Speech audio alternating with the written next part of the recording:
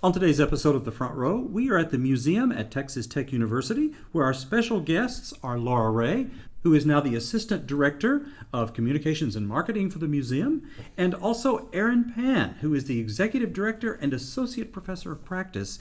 Welcome to you both. Thank you so much for being our guests on the show today. Thanks so much for having us. Well, one of the most exciting things that I've seen in a long time is taking place in Lubbock, and it has to do with Downton Abbey, which so many people will be familiar with. It's the great British drama that was shown on PBS television here, and there's been several movies, in fact. Lots of people loved that show when it was in production, and now you have an exhibit that actually has articles from that very production. And Erin, let me just begin with you. How did this all come about? What was the idea, and how did you make it happen? So we have actually a committee of members from our staff that basically look to determine what we would like to do in terms of bringing in travel exhibitions and things like that, because we have our own exhibits here. We also create our own exhibits, but it's also great to bring in exhibits from elsewhere. And so one of our wonderful staff had the idea of maybe we should, they saw this available and said, what do you think about having this basically wardrobe exhibit on Downton Abbey, basically focused on the first 3 seasons, called Dressing the Abbey? And I thought it was a wonderful idea. And so with some wonderful support from the Helen Jones Foundation, we were able to get that exhibition, and that's what is up right now. So it's actually focused on wardrobe from the first 3 years of the show. So these are the actual costumes. These are the actual costumes, right. Absolutely.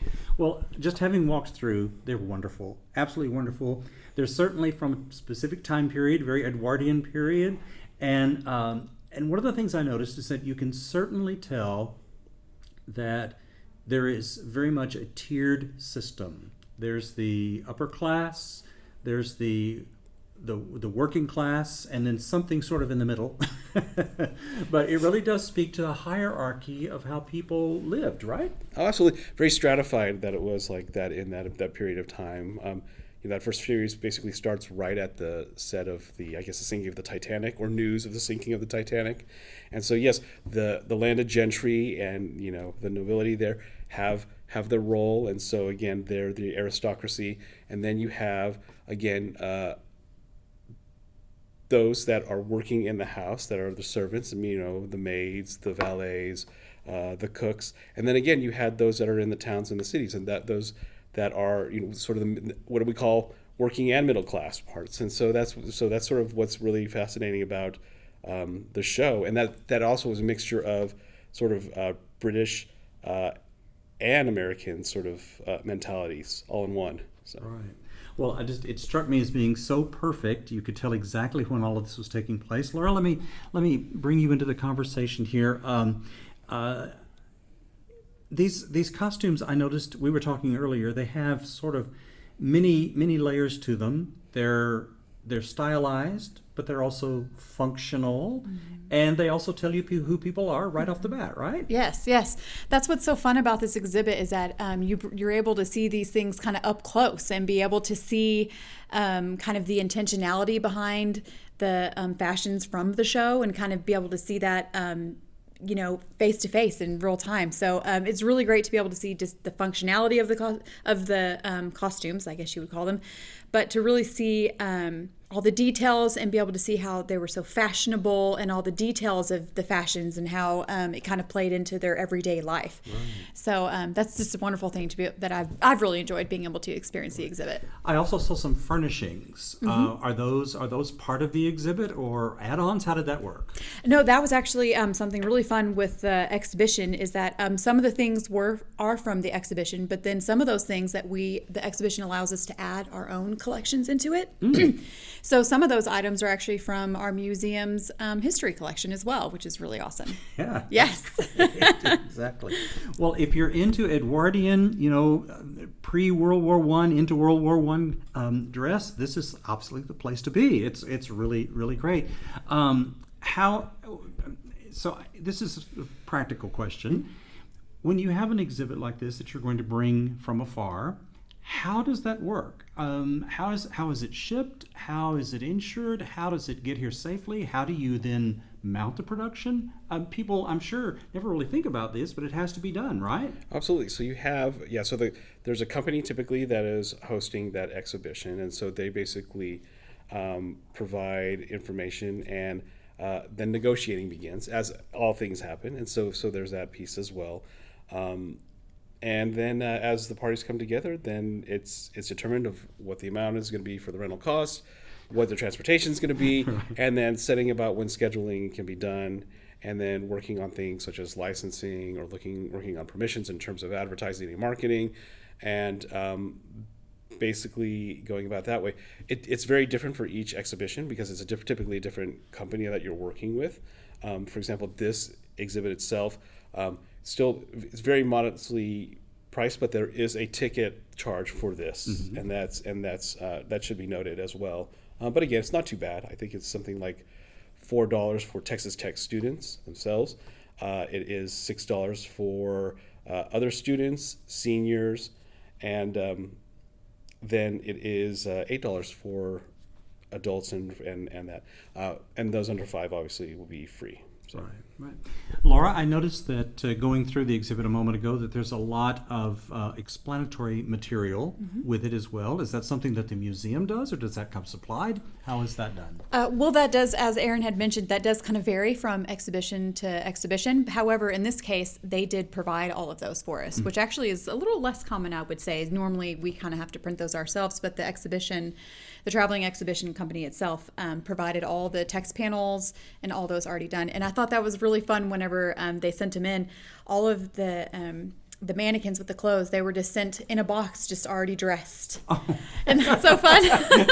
usually you have to set those up yourself. Yes. Usually they come Right. they come separately, and then you have the mannequins, and then you have to put them on. But they're already like that. Yeah, So. they just come right out of the box that way. And then obviously, in this particular situation, there was a registrar that came and actually just made sure that everything was adjusted the right way, great. and making sure all the details were dressed properly, the accessories and things like that were dressed on it properly. So there was someone to help assist in making sure that was perfect and true to the show. Great. Excellent. So this exhibition is currently in progress, but it's not everything that's going to happen. You have some exciting Absolutely not. things coming still. Tell us more. Exactly, because at the museum at Texas Tech, we always want to go above and beyond. And so we actually have a very exciting event that's coming on February 26th. We are actually bringing in 2 of the main actors from that series that are coming in. Laura Carmichael, who played Lady Edith, and now Lady Hexborn. I think her name is Hexborn. And then we have Alan Leach, who played Tom Branson, the son-in-law. So we're very excited about having both of them here. And so on February 26th, we have it where there are tickets available for a dinner and conversation. And so we're very excited about that. Great. I'm sure people are going to jump on that. Where they're going to want to know how to do that. Tell us. Absolutely, they can find that actually on our website, and that's the best place to find it, where they can actually purchase tickets. We still have tickets available, but it is from 7 to 9. It'll be a full seated dinner, and then it will be, and then that last hour it'll be conversation. Great. Excellent. Well. Gosh, there's so many things to unpack about that. There's the museum exhibit itself. There is the event on the 26th, as you said, of February. And is that sort of like a Q&A, or are they just going to discuss? What's the plan? Well, it's kind of all of it, where there is, we do have some questions that we want to ask them. And so we're really hoping to kind of dive into their experience on the show, kind of their experience as actors, and just kind of dive in a little deeper there. And then at the end, during the dinner, we're wanting to invite questions from our audience. They can submit their questions, and then we will be able to pull a few of those out at the end, and then actually ask those in real time during the event. So we're very excited about that. So participatory as well. That's Yes, great. exactly. And we're also really excited in that the 2 actors are also going to actually be working with some of our students on campus for one of their classes during the day. So we're really excited about that as well. Right. So you make the academic connection, of course. Absolutely, Right. absolutely. We try and do multiple things. Sure. No, that's absolutely appropriate. That's great. Well, while I have you here, what obviously this is not the only thing going on at the museum. What else should people budget time to do when they come and see this exhibit? Absolutely. So I don't know. So again, if you haven't been to the museum in a while, you really should come back. Again, we're a multidisciplinary museum. So if Downton Abbey, which it should be, is not your thing, there are many other things. We have anthropology, we have art, we have history, we have natural sciences, we have paleontology. So you have everything from arrowheads to zebras here at the museum, which is great. So right now we have a wonderful collection of main galleries. We have the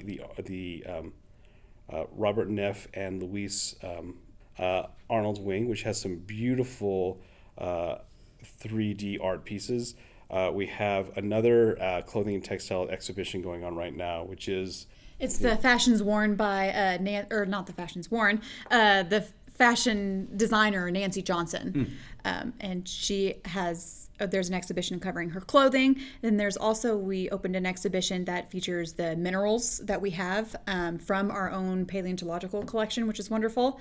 That's currently on exhibit right now. And then we also have prehistoric predators of Texas, which also includes some fossils from our paleontology collection as well, which is really exciting. And then also we have a traveling exhibition, Stitch Punk.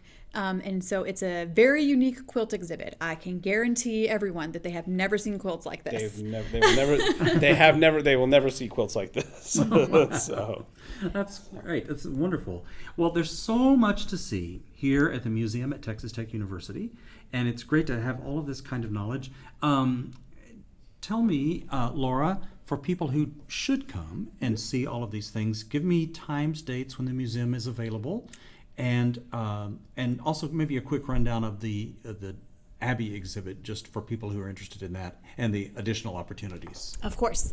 So people can visit the museum 6 days a week. We're open Tuesday through Saturday, 10 a.m. to 5 p.m., Sundays, noon to 5 p.m., and then we are closed on Mondays. And admission into the museum is free. However, with our Downton Abbey exhibition, there is a small ticket price with that. Tickets are only available for purchase in person. So whenever people come visit, they can just go to the ticket counter outside of the Dressing the Abbey exhibition and purchase those tickets there, and then go right into the exhibition. And then we also have our Abbey Revealed, a conversation with Laura Carmichael and Alan Leach event that will be on February 26th. We do have some tickets left, but we want to encourage everyone to hurry up and grab those before they're gone. Right. And obviously the event is coming up here pretty quick as well. And that's here at the museum? And it's here at the museum. It'll be in our Helen Devitt Jones sculpture court.